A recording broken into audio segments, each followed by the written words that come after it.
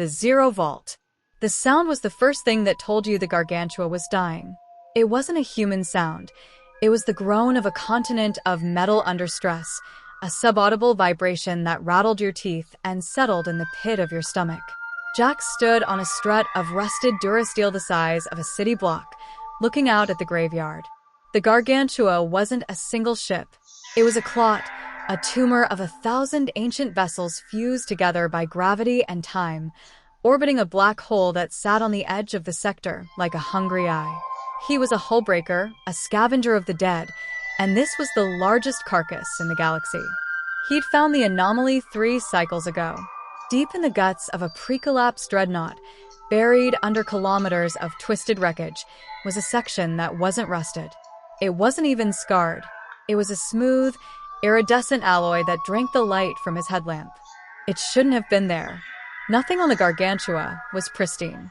He stood before the massive, sealed door now, his heavy plasma cutter humming in his gauntlet hands. The metal surface was covered in shifting, glowing glyphs that made his eyes water if he looked at them too long. It was a zero vault, the kind of thing old spacers whispered about in port bars, sealed chambers containing tech that could buy a planet or kill one. Jax didn't care about buying planets. He just wanted enough credits to get out of the debris belt for good. He hefted the cutter. The breach took 4 hours of steady cutting. When the seal finally hissed open, a puff of ancient, sterile air blew past him, smelling faintly of ozone and something colder, like deep space. He stepped inside, his magnetic boots clanking on the threshold, and then he floated. The vault was a zero-gravity cavern, a cathedral of impossible geometry. Massive, polished platforms of black obsidian floated without support, connected by crystalline bridges that seemed too fragile to exist. Blue light pulsed from deep within the walls, illuminating a space that felt sacred and terrifyingly alien. It was silent, a heavy, waiting silence that pressed against his suit. Jax pushed off, drifting deeper into the chamber, a small, dirty speck in a temple built by gods long dead. At the center of the vault, suspended in a nexus of shimmering energy fields, floated a sarcophagus. It was magnificent. Made of the same iridescent metal as the door, it was adorned with intricate, glowing filigree of white gold that seemed to writhe and shift as he approached. Jax landed softly on a nearby platform, his breath catching in his helmet. This wasn't salvage. This was a tomb. The energy fields hummed with a power that made his suit's sensors haywire. He lowered his cutter. You didn't take a plasma torch to something like this. You approached it on your knees, or you ran away.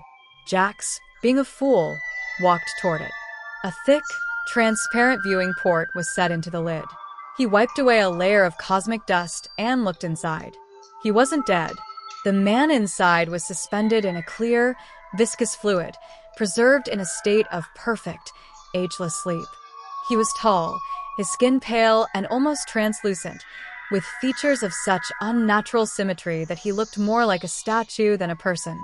He wore fitted, segmented armor made of a white, bone-like material that glowed with a soft internal light. He was beautiful, and he was terrifying. He was a weapon made of flesh and blood, a relic of a war that had burned galaxies before humanity had learned to strike fire. Jack should have left. He should have turned around and welded the door shut. Instead, his hand brushed against a recessed panel on the sarcophagus's side. It wasn't a gentle awakening. The sarcophagus exploded with light. The lid was blasted upwards, consumed by a blinding release of white and blue energy that slammed into Jax like a physical blow. He was thrown backward, his boots losing purchase on the platform, his arm thrown up to shield his helmet from the searing intensity. The silence of the vault was shattered by a sound that wasn't a noise, but a psychic scream, a raw release of power that had been bottled up for millennia. The sleeper was awake. The vault began to die. The impossible geometry couldn't hold. The massive obsidian platforms fractured, tumbling downwards into the abyss as gravity fluctuated wildly, pulling in directions it had no right to. Crystalline structures shattered, raining down like shrapnel. Jax scrambled across a tilting, breaking platform, his breath coming in short, panicked gasps, his magnetic boots slipping on the slick surface. The blue light flashed red, then orange, a silent alarm for a catastrophe he didn't understand. He had to get out. He made it through the breach just as the vault collapsed inward. He tumbled out onto a rusted catwalk in a vast, ruined hangar bay, the floor vibrating beneath him. He wasn't alone. Floating above him, surrounded by an intense, shimmering aura of white and gold energy that pushed back the shadows, was the sleeper. He was awake. His eyes were open, glowing with a light that was older than the stars they were now looking at.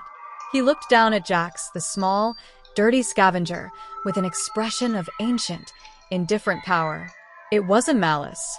It was the look a man might give an insect he was about to crush without a thought. Jax tried to speak, but his voice died in his throat. A wave of psychic pressure washed over him, a flood of alien concepts and terrible knowledge that wasn't meant for a human mind. He saw empires rise and fall in the span of a heartbeat. He saw wars fought with weapons that tore the fabric of reality. He saw the Gargantua as it had been, a flagship of a fleet that spanned a galaxy before the Great Silence had fallen. The sleeper hadn't just been sleeping. He had been waiting. And now, the wait was over. With a final, wordless command that echoed in Jax's mind, the sleeper ascended. He became a beam of pure energy, a spear of light that punched straight up through the rusted decks of the Gargantua. Metal that had withstood millennia of cosmic radiation, and debris impacts melted like wax. The hull breached, and the vacuum of space roared in. Debris was blasted outwards, a new nebula of rust and iron born in a single violent moment. The sleeper was free, a new star ascending against the backdrop of the black hole, leaving a colossal, molten wound in the side of the derelict. Jax clung to the catwalk, his suit's integrity alarm screaming, watching a god leave its tomb. It took him an hour to make it back to his small scavenger skiff, docked in a stable section of the hull. He didn't say a word as he strapped himself into the pilot's chair. His hands were shaking so badly he could barely punch in the pre-flight sequence. He sat in the grimy cockpit, the console lights flickering, and looked out the viewport. The Gargantua was still groaning, its structure destabilized by the sleeper's violent departure. But Jax wasn't looking at the ship. He was looking at the new star in the distance. It was moving away at an impossible speed, a pinprick of brilliant white light against the eternal black. He didn't know where it was going. He didn't know what it would do when it got there. He only knew one thing. He had gone looking for salvage, and he had found the end of the world. Or maybe the beginning of a new one. He just hoped he'd be far enough away when it started. The silence in the skiff was louder than the explosion had been. Jax stared at the sensor array. The radiation spikes were off the charts, ghosting the screen with static that looked like crawling insects. His hands, gloved in stained, pressurized fabric, hovered over the flight stick. He wasn't just shaking, he was vibrating at a frequency that felt like it was coming from the marrow of his bones. He had spent 15 years in the debris belt. He had seen star eaters, massive solar flares, and survived the collapse of a gravity well during the siege of Xylos. But this was different. The sleeper hadn't just looked at him. He had rewritten him. Jax slammed the ignition. The skiff's engines coughed, a wet, mechanical sound, before catching. He needed to get to Hades' Gate, the only neutral station within 3 jumps. He needed a drink, a neuroscan, and a way to disappear. But as he pulled away from the Gargantua, the derelict began to do something impossible. The massive ship, or the graveyard of ships, wasn't just falling apart. It was folding. The metal wasn't breaking. It was liquefying, turning into a swirling vortex of molten slag that mirrored the accretion disk of the black hole nearby. It was as if the sleeper's presence had been the only thing holding the laws of physics together in that sector. Now that he was gone, the universe was reclaiming the debt. "Come on, you piece of junk," Jax hissed, pushing the thrusters to the red line. Behind him, the Gargantua vanished. Not in an explosion, but in a silent, spatial compression. One moment, it was a continent of steel. The next, it was a pinprick of light that winked out, leaving nothing but the hungry dark of the black hole. 3 days later, Jax was slumped in a corner booth at the Rust Bucket, a bar built into the hollowed-out hull of an ancient freighter at Hades' Gate. The air was thick with the smell of recycled oxygen, cheap synthetic whiskey, and the desperate sweat of 300 scavengers. Jax looked at his drink. The liquid was swirling in a pattern that looked suspiciously like the glyphs on the vault door. He closed his eyes, but the image remained burnt into his retinas. "You look like you've seen a supernova up close, Jax," a voice rasped. Jax didn't look up. He knew the voice. It was Kale, a data broker who dealt in secrets and stolen ship logs. Kale was a man who knew the price of everything and the value of nothing. "I found something, Kale," Jax whispered. His voice sounded like it belonged to someone else. "Everyone finds something in the belt. Usually, it's just more rust. I found a zero vault." Kale froze. The noise of the bar seemed to dim. He slid into the booth opposite Jax, his cybernetic eye whirring as it focused. "You're lying. Zero vaults are myths. Old spacer tales to keep the rookies from wandering too deep into the dreadnoughts." Jax reached into his pocket and pulled out a small, iridescent shard. It was a piece of the sarcophagus lid that had embedded itself in his suit's plating. It didn't reflect the bar's neon lights. It seemed to absorb them, glowing with its own internal, rhythmic pulse. Kale's face went pale. "By the forefathers, where's the rest of it?" "There is no rest of it," Jax said, finally meeting Kale's eyes. "The vault is gone. The ship is gone. And the thing that was inside, it's out there." "The thing?" Kale reached for the shard, but Jax pulled it back. "Jax, you don't understand. If you found a living relic from the first age, you aren't just a scavenger anymore. You're a target. Every great house, every syndicate from here to the core will want your head just to see what you saw." "I don't care about the houses," Jack snapped. "I can't sleep, Kale. Every time I close my eyes, I hear it. A hum. It's like a song, but played on a scale that makes my brain bleed.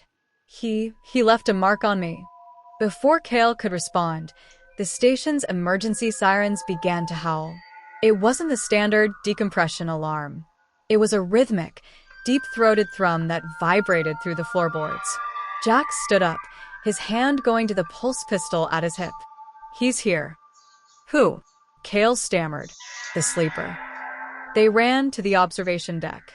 A crowd had already gathered, pressing their faces against the reinforced plexiglass. Outside, in the void, the stars were disappearing. A massive shadow was moving across the sector. It wasn't a ship. It was a distortion in space-time, a ripple in the fabric of reality that looked like a tear in a dark curtain. From the center of the tear, the white-gold light Jax had seen on the Gargantua began to bleed out. The sleeper wasn't just a man. He was a beacon. As the light hit Hades' Gate, every screen on the station flickered to life. They didn't show advertisements or docking schedules. They showed maps. Not of the current galaxy, but of the galaxy as it was billions of years ago. Ancient trade routes, lost stargates, and planets that had long since been swallowed by their suns. Then the voice came. It didn't come through the speakers. It came from inside their skulls. "The harvest is complete. The gardener returns to the sowing." The station began to tilt. Gravity was being tugged toward the sleeper. Jax felt a pull in his chest. The shard in his pocket was reacting, pulling him toward the window. "He's calling it back," Jax realized. Everything he touched. Everything that came from his time. Kale grabbed Jax's arm. "We have to go. If that thing pulls the station into the rift, we're atoms." But Jax couldn't move. He watched as the sleeper emerged from the light. He was no longer the size of a man. He had expanded, his form made of nebulae and starlight, a titan of the first age standing amidst the ruins of the present. He looked at Hades' Gate, a tiny, rusted tin can filled with vermin, and raised a hand. Jax felt the psychic pressure again, but this time, it wasn't indifferent. It was curious.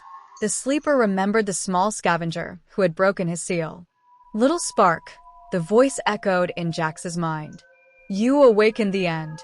Would you like to see the beginning?" Jax felt the world around him begin to dissolve. The bar, Kale, the station, it was all turning into ash and light.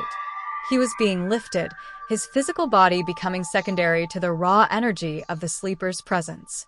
He had a choice. He could fight, try to run back to his skiff and hide in the dark corners of the galaxy, waiting for the end. Or he could step into the light and see what lay on the other side of the Zero Vault. Jax looked at the shard in his hand. It was glowing so brightly now it was painful to look at. He realized he had never been the one searching for the vault. The vault had been searching for someone like him. Someone desperate enough to open it. "Show me," Jax whispered. The light swallowed him whole. When Jax opened his eyes, he wasn't on a station. He wasn't in a ship. He was standing on a surface of solid light, looking down at a galaxy that was being reborn. Around him, thousands of beams of light, just like the sleeper, were moving through the void. They were weaving new stars, mending the tears in space, and cleaning the rust of the old universe. He was no longer Jax the scavenger. He was something else. A witness. A herald. The sleeper stood beside him, once again in the form of the man in the white armor. He looked at Jax, and for the first time he smiled. It wasn't a human smile. It was the smile of a star being born. "The cycle starts again," the sleeper said, his voice now clear and resonant. "And you, little spark, are the first of the new world." Jax looked out at the infinite expanse. The debris belt was gone. The black holes were being tamed. The galaxy was beautiful, terrifying, and completely, utterly new. The story of the Gargantua had ended. The story of the universe had just begun. The transition was instantaneous. One moment Jax was surrounded by the recycled air and sweat of the rust bucket, and the next, he was standing on a platform made of solidified light. He looked down at his hands. The grime of the debris belt was gone. His old scavenger suit was still there, but it had been altered. Veins of the same white gold material that made up the sleeper's armor now ran through the fabric, pulsing with a soft, rhythmic light. He felt lighter, cleaner, and terrifyingly connected to something vast. He wasn't on a planet. He was standing on a construct suspended in the void, overlooking the sector where the Gargantua used to be. The black hole, the hungry eye that had defined his existence, was being tamed. Immense lattice structures of pure energy, thousands of kilometers across, were weaving around the event horizon. They were compressing the singularity, stabilizing it, turning the devourer of worlds into a perfectly regulated white dwarf star. The chaotic accretion disk of rust and debris was gone, replaced by orderly rings of glowing matter that would soon be forged into new worlds. It was beautiful. It was the end of chaos. And it was horrifying because it had happened without anyone asking permission. "We do not destroy," the sleeper's voice resonated in his mind. "We prune. We cultivate." Jax saw visions of other worlds. He saw human colonies, choking on smog and war, suddenly visited by the white spires. They didn't attack. They simply grew, overgrowing the rusted cities like ivy, purifying the atmosphere, and imposing a terrible, beautiful order. The war stopped because the weapons no longer worked in the presence of the gardener's technology. The hunger stopped because the spires provided.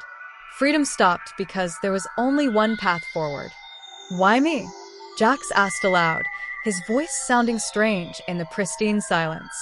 The sleeper materialized beside him. He was no longer the giant that had stood over Hades' gate, but the man from the sarcophagus. "Because you remembered the rust," the sleeper said. "My kind, we have forgotten what it is to struggle, to be small and desperate. We need a bridge between the dirt and the light." He placed a hand on Jax's shoulder. The armor grew over Jax's skin, cool and seamless. He felt his memories, the pain, the fear, the constant hunger of the scavenger life, being cataloged and stored, not erased, but contextualized within a billion years of history. Jax removed his helmet. The air was sweet, like ozone after a storm. He looked at his reflection in the polished surface of a nearby spire. His face was smooth, ageless. His eyes glowed with the same white light that was remaking the galaxy. Jax the scavenger was dead. He was something else now. He was the memory of the dirt, preserved in amber. He was the herald of the gardeners. And as he looked out at the terrifying perfection of the new universe, he felt a profound, alien serenity settle over him. The noise was gone. The wait was over. The long summer of the galaxy had begun. The serenity, at first, was absolute. Jax, now transformed into a being resembling the sleeper, found himself integrated into a network of consciousness so vast it defied human comprehension. He was everywhere and nowhere, observing the immense task of galactic reformation. He watched as systems of pure energy spun new planets from nebulae, shaping them with a precision that made all human endeavors seem like the clumsy play of children.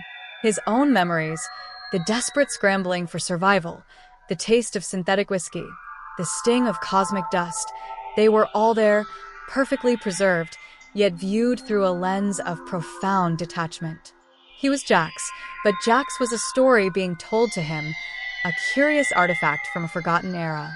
He learned of the Gardeners, not as individuals, but as an ancient, collective consciousness that had shepherded the galaxy through countless cycles of birth and death. They were the architects of reality, the quiet caretakers who periodically reset the cosmic clock when the weeds of chaos and uncontrolled growth became too rampant. Yet, even amidst the pristine order, a subtle dissonance began to emerge. Jax, the former scavenger, was a variable the Gardeners had not fully accounted for. His human memories, once a source of detached data, began to assert themselves. He saw the new worlds, perfect and sterile, but he also remembered the vibrant, messy life of the old galaxy. The clatter of tools on durasteel, the camaraderie of desperate scavengers, the taste of real, illegal spices in a dark cantina. These were not chaos, they were life. The dissonance grew from a whisper to a roar within the silent cathedral of the Gardener consciousness. It wasn't an act of rebellion. It was an act of remembrance. Jax stood upon a spire overlooking a newly forged world. It was a sphere of polished turquoise and emerald, its weather systems perfectly calculated mathematical equations. There were no storms, no earthquakes, no unpredictable evolutions. It was a dead jewel. "It's wrong," Jax said. His voice, though part of the collective, carried the distinct, gritty timbre of his former self. The sleeper materialized. He didn't walk. The space around him simply rearranged itself to accommodate his presence. His glowing eyes narrowed, not in anger, but in the clinical way a technician looks at a malfunctioning circuit. Wrong? It is mathematically flawless. It is free of suffering. It is free of life, Jax countered. He tapped into the vast data streams of the Gardeners, pulling up the memories they had archived, the rust. He showed the sleeper a memory of Kale laughing in the rust bucket after a near miss with a mag seal. He showed him the desperate, beautiful ingenuity of a jury-rigged engine that defied physics to keep a crew alive for one more jump. He showed him the pain that made joy matter. "You are pruning the galaxy, but you aren't letting it grow," Jax insisted. "Perfection is a dead end. You need the struggle. You need the rust." The sleeper paused. For eons, the Gardeners had operated on a binary logic, order versus chaos. Jax was introducing a third variable, necessary imperfection. The collective mind stuttered. It was a concept they had observed in lesser species, but never integrated. "If we allow chaos," the sleeper's voice boomed, echoing with the weight of a billion minds, "the cycle of destruction will begin anew." "Then let it," Jax said, stepping closer to the edge of the spire.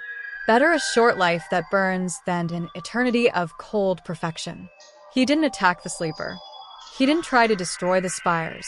Instead, Jax the scavenger did what he had always done. He found a loose thread and pulled. He reached into the schematic being used to forge the next solar system. It was a tapestry of light, complex beyond measure. With a thought, he introduced a flaw. A tiny, insignificant miscalculation in the gravitational constant of a single moon. A grain of sand in a frictionless machine. The sleeper recoiled.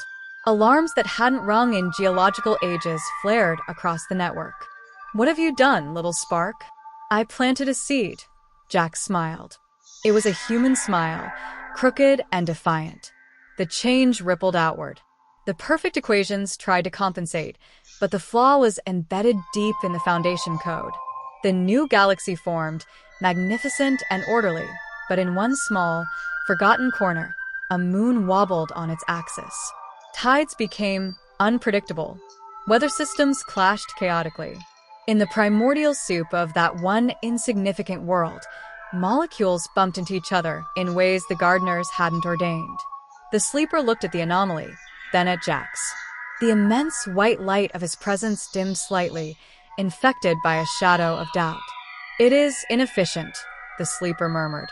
"It's beautiful," Jax corrected. The gardeners finished their work. The galaxy was remade, a testament to their power. But they left Jax behind. He was no longer a herald. He was a quarantine zone, the keeper of the one place where things were allowed to go wrong. Jax sat on the ridge of a newly formed mountain on the flawed moon, watching a storm brewed by his own hands brew on the horizon. It was a messy, violent, glorious thing. He reached down and picked up a handful of dirt. It wasn't synthetic polymer or solidified light. It was grit. It was potential. He was alone again at the edge of the universe, but the silence was gone. The wind was howling, and it sounded like music.